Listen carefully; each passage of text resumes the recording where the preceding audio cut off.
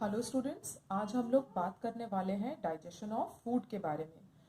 तो सबसे पहले हम लोग ये देख लेते हैं कि जब हम लोगों ने बकल कैविटी के बारे में डिस्कशन किया था, उस दौरान को याद करते हुए, रिकलेक्ट करते हुए हम ये समझ लेते हैं कि जो डाइजेशन का प्रोसेस होता है वो अकम्प्लिश किया जाता है by two basic processes.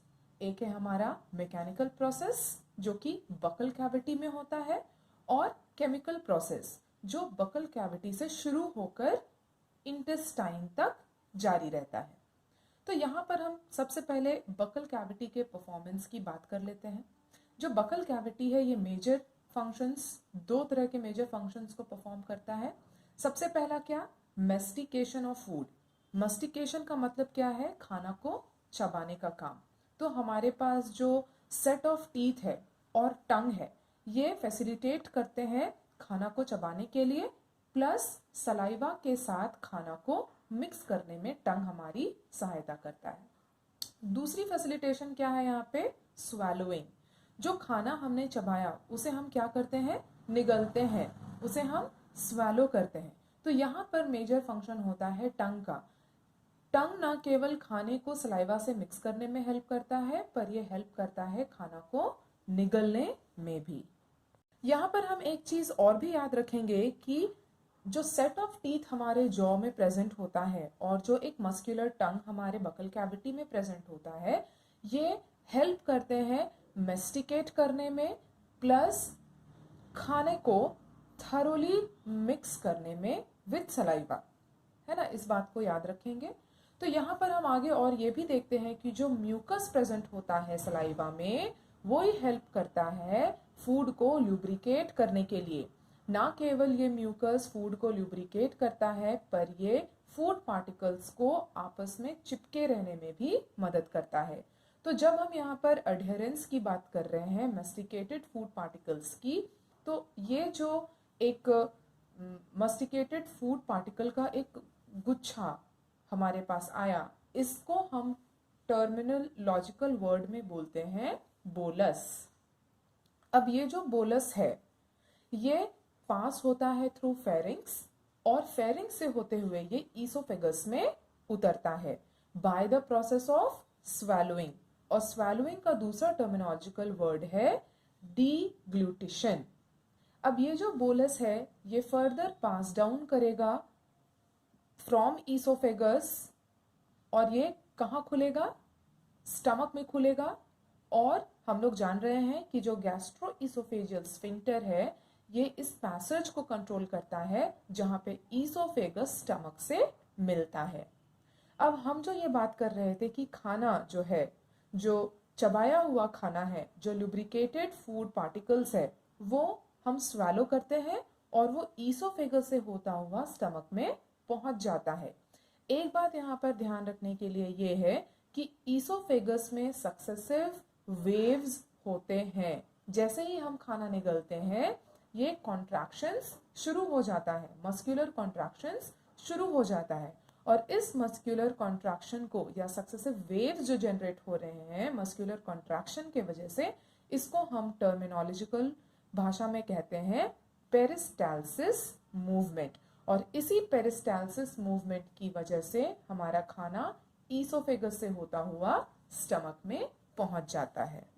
Buccal cavity में जो सलाइवा सिक्रीट होता है, बेसिकली इस सलाइवा में क्या प्रेजेंट होता है, इसमें इलेक्ट्रोलाइट्स और एंजाइम प्रेजेंट होते हैं, सलाइवरी अमाइलेज और लाइसोजाइम्स। जब हम फूड के डाइजेशन की बात करते हैं तो यहाँ पर हमें फिर से एक बात को हमेशा याद रखना है कि जैसे ही खाना हमारे मुंह में जाता है, यानी कि ओरल कैविटी में जाता है, डाइजेशन का प्रोसेस इनिशिएट हो जाता है। अब यहाँ पर हम क्या कह रहे हैं कि हाइड्रोलाइटिक एक्शन होगा, और इस हाइड्रोलाइटिक एक्शन के वजह से जो हमारा 30% स्टार्च है, जो खाने में 30% स्टार्च होता है, वो हाइड्रोलाइज हो जाता है by the action of enzyme, और ये हाइड्रोलाइज होकर एक डाइसैकेराइड बनाता है माल्टोज। तो ये जो हाइड्रोलाइटिक एक्शन है वो कौन परफॉर्म कर रहा है, या हम लोग कह सकते हैं कि कार्बोहाइड्रेट स्प्लिटिंग एंजाइम जो प्रेजेंट होता है, जो सलाइवरी अमाइलेज हमने पढ़ा, ये जो सलाइवरी अमाइलेज है ये कार्बोहाइड्रेट स्प्लिटिंग एंजाइम है और यही हाइड्रोलाइटिक एक्शन परफॉर्म कर रहा है, जिसके वजह से जो खाने में स्टार्च प्रेजेंट है उसकी हाइड्रोलाइसिस हो रही है और इसको कन्वर्ट किया जा रहा है इनटू डाइसैकेराइड, और वो डाइसैकेराइड क्या है, हमारा माल्टोज है। उसके बाद हम क्या देखते हैं, जो लाइसोजाइम प्रेजेंट होता है सलाइवा में, ये एक एंटीबैक्टीरियल एजेंट का काम करता है। एंटीबैक्टीरियल एजेंट की तरह काम करने का मतलब क्या है, ये किसी भी तरह के इन्फेक्शन से क्या करेगा, बचाएगा। जब हम लोग एलिमेंट्री कैनाल के लाइनिंग की बात कर रहे थे, हमने 4 अलग अलग लेयर के बारे में देखा था। यहाँ पर हम बेसिकली म्यूकोसा के बारे में बात करेंगे। जो म्यूकोसा है स्टमक में, जो स्टमक के लाइनिंग में जो लेयर है, उसमें जो म्यूकोसा लेयर प्रेजेंट है, इसमें हमने पढ़ा था कि गैस्ट्रिक ग्लैंड्स भी प्रेजेंट होते हैं और इन गैस्ट्रिक ग्लैंड्स में 3 तरह के मेजर सेल्स पाए जाएंगे। वो मेजर सेल्स क्या क्या है, पहला हम देखते हैं म्यूकस नेक सेल्स। इन म्यूकस नेक सेल्स का क्या काम है, ये म्यूकस सिक्रीट करते हैं। आगे आगे हम लोग डिस्कस करेंगे कि म्यूकस सिक्रीट हुआ है तो ये म्यूकस क्या में हेल्प करेगा। और आगे दूसरा सेल हम क्या देखते हैं, पेप्टिक सेल्स, जिसको हम चीफ सेल्स भी कहते हैं। इनकी भी सिक्रीटरी प्रॉपर्टी है, ये क्या सिक्रीट करते हैं, प्रो एंजाइम पेप्सिनोजन सिक्रीट करते हैं। तो आगे चलकर ये पेप्सिनोजन का भी कोई एक फंक्शन होने वाला है। तीसरे टाइप का सेल हम क्या देखते हैं, पैरिएटल सेल या ऑक्जेंटिक सेल्स जिसको हम कहते हैं, और ये सिक्रीट करता है हाइड्रोक्लोरिक एसिड और इंट्रिंसिक फैक्टर। तो यहाँ पर हम क्या देख रहे हैं कि जो म्यूकस सिक्रीट हो रहा है, प्रो एंजाइम पेप्सिनोजन सिक्रीट हो रहा है, hydrochloric acid intrinsic factors secrete हो रहे हैं, तो ये आगे चलकर डाइजेशन के प्रोसेस में ही हमारी सहायता करने वाले हैं। अब हम लोग आगे ये समझ लेते हैं कि जैसे हमने खाना खाया, जो बोलस है वो ईसोफेगस से होते हुए हमारे स्टमक में चला गया, तो ये स्टमक क्या करता है, इस बोलस को, फूड पार्टिकल को कम से कम 4 से 5 घंटों के लिए ये स्टोर करके रखता है। तो यहाँ पर स्टमक खाने को इतने लंबे समय के लिए स्टोर करके क्यों रखता है, क्योंकि अब इस खाने को क्या होना है, मिक्स होना है विथ डिफरेंट गैस्ट्रिक जूसेस और इसको कन्वर्ट होना है इनटू चाइम। अब यहाँ पर इसको हम थोड़ा समझ लेते हैं। जो खाना है वो थरोली मिक्स होता है with the acidic gastric juice. जो stomach acidic gastric juice secrete कर रहा है, ये खाने के साथ क्या होता है, अच्छी तरह से मिक्स होता है। और जो मस्कुलर वॉल होता है स्टमक का, ये एक चर्निंग मूवमेंट क्रिएट करता है, जिसके वजह से ये मिक्सिंग पॉसिबल हो पाती है। और जैसे ही ये खाना इस एसिडिक गैस्ट्रिक जूस के साथ पूरी तरह से मिक्स हो जाता है, तो अब ये जो फॉर्म हुआ है, इस फॉर्मेशन को हम क्या कह रहे हैं, चाइम फॉर्मेशन। अब आगे क्या होगा, जो प्रो एंजाइम पेप्सिनोजन हमने पढ़ा, जो कौन सिक्रीट कर रहा है, पेप्टिक सेल्स या फिर चीफ सेल्स। तो ये जो प्रो एंजाइम पेप्सिनोजन है, जब ये हाइड्रोक्लोरिक एसिड से मिलता है या हाइड्रोक्लोरिक एसिड की एक्सपोजर जब इसको मिलती है, तो ये कन्वर्ट हो जाता है इनटू इट्स एक्टिव फॉर्म और ये क्या बनाता है, एक एक्टिव एंजाइम बनाता है, पेप्सिन। एक्टिव एंजाइम पेप्सिन में ये कन्वर्ट हो जाता है। और अब हम इस पेप्सिन को क्या कह रहे हैं, ये हमारा प्रोटियोलाइटिक एंजाइम है स्टमक के अंदर। तो ये इनएक्टिव फॉर्म में था, जैसे ही हाइड्रोक्लोरिक एसिड का एक्सपोजर हुआ, ये प्रोटियोलाइटिक एंजाइम पेप्सिन में कन्वर्ट हो गया। अब ये जो पेप्सिन है, इसके पास क्या पावर है कि ये कन्वर्ट कर सकता है प्रोटीन्स को इनटू 2 फॉर्म्स, एक प्रोटियोजेज में और एक पेप्टोन्स में, जिसको हम क्या भी कह सकते हैं, पेप्टाइड्स। अब हमें एक और बात जो हमेशा याद रखनी है, वो ये है कि गैस्ट्रिक जूस में म्यूकस और बाइकार्बोनेट्स प्रेजेंट होते हैं। अब गैस्ट्रिक जूस में ये जो म्यूकस है और बाइकार्बोनेट्स है, वो क्या इंपॉर्टेंट रोल प्ले करेंगे, ये 2 इंपॉर्टेंट रोल प्ले करता है। सबसे पहला ल्यूब्रिकेशन का काम करेगा और दूसरा प्रोटेक्शन का काम करेगा। अब ये किसको ल्यूब्रिकेट कर रहे हैं और किसको प्रोटेक्ट कर रहे हैं? ये बेसिकली म्यूकोसल एपिथेलियम को, जो हमारे स्टमक का इनर मोस्ट लाइनिंग है, इसको क्या करता है? प्रोटेक्ट करता है from highly concentrated hydrochloric acid. Hydrochloric acid हम लोग जानते हैं कि ये कोरोसिव नेचर का होता है। तो अगर इतना हाईली कंसंट्रेटेड हाइड्रोक्लोरिक एसिड अगर हमारे पेट में रहे और हमारे स्टमक के वॉल को प्रोटेक्ट करने के लिए अगर कोई उपाय ना हो तो क्या हो सकता है? ये खुद हमारे स्टमक को डैमेज कर सकता है। इसीलिए ये म्यूकस और बाइकार्बोनेट्स ल्यूब्रिकेशन और प्रोटेक्शन का काम करते हैं। अब ये जो हाइड्रोक्लोरिक एसिड है, ये स्टमक के अंदर एक एसिडिक पीएच को जनरेट करता है। ये जो पीएच है 1.8 एसिडिक पीएच को जनरेट करता है, और ये इसलिए होता है ताकि जो पेप्सिन है एसिडिक पीएच में ही अपना काम कर सकता है। तो बेसिकली हम लोग क्या कह रहे हैं या क्या कहना चाह रहे हैं कि जो हाइड्रोक्लोरिक एसिड है ये एसिडिक पीएच को इसीलिए जनरेट करता है ताकि पेप्सिन अपना काम अच्छे से कर पाए। यहाँ पर हम एक और बात जान लेंगे कि जो रेनिन है ये भी एक प्रोटियोलाइटिक एंजाइम है, और ये इन्फेंट्स के, बच्चों के गैस्ट्रिक जूस में पाया जाता है। क्यों? क्योंकि जो छोटे बच्चे होते हैं वो ज़्यादातर डिपेंड करते हैं मिल्क पर।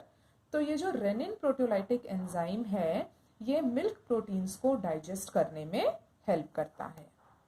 अब हम लोग क्या देखते हैं आगे कि पेट से, स्टमक से जो चाइम है इसको अब आगे किधर जाना है? स्मॉल इंटेस्टाइन में जाना है।